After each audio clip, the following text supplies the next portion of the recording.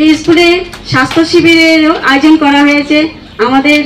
আমার পূর্ববর্তী বক্তা কার্তিক আচার্য মহোদয় বলেছেন যে কেন স্বাস্থ্য শিবিরের দরকার। আমাদের যে ছোট ছোট ছেলে মেয়েরা আছে তারা নিজেকে মনে করে আমরা সুস্থ, কোনো কিছু বিশেষ কোনো অসুবিধা না হলে ডাক্তারের কাছে যাওয়া প্রয়োজন মনে করে না। তো আজকে যেহেতু এখানে চিকিৎসকরা রয়েছেন, আপনারা নিজেদেরকে চেক আপ করিয়ে নেবেন কারো কোনো অসুবিধা আছে কিনা। হয়তো চেক আপের মাধ্যমে ধরাও পড়তে পারে, কারো কোনো অসুবিধা থাকতে পারে। তো আর এলাকাবাসীরাও এই সুযোগটা নেবেন। আমাদের যে সরকার যে চিন্তাধারা, যেতে সরকার ভাবছে যে ছেলে মেয়েদেরকে শুধু পড়াশোনার মধ্যে সীমাবদ্ধ রাখলে চলবে না, তাদের শারীরিক সুবিধা অসুবিধাগুলি আছে কিনা সেগুলো পরীক্ষা নিরীক্ষা করে দেখা দরকার।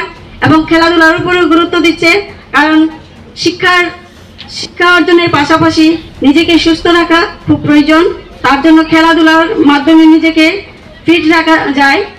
তো খেলাধুলাও গুরুত্বপূর্ণ শিক্ষার পাশাপাশি। আপনারা সবাই সরকারের যে সুযোগ সুবিধাগুলো আপনাদেরকে দেওয়ার চেষ্টা করছে, আপনারা সেই সুযোগ সুবিধাগুলো নেবেন। বাচ্চারা তোমরা যারা রয়েছে তোমরা তো আগামী দিনের ভবিষ্যৎ। তোমরা কেউ ডাক্তার হবে, ইঞ্জিনিয়ার হবে, কেউ মন্ত্রী হবে। আগামী দিনে তোমরা এই দেশের দায়িত্ব নেবে। তো তোমাদেরকে এখন থেকেই সুস্থ এবং সবল হয়ে উঠতে হবে। তো তোমরা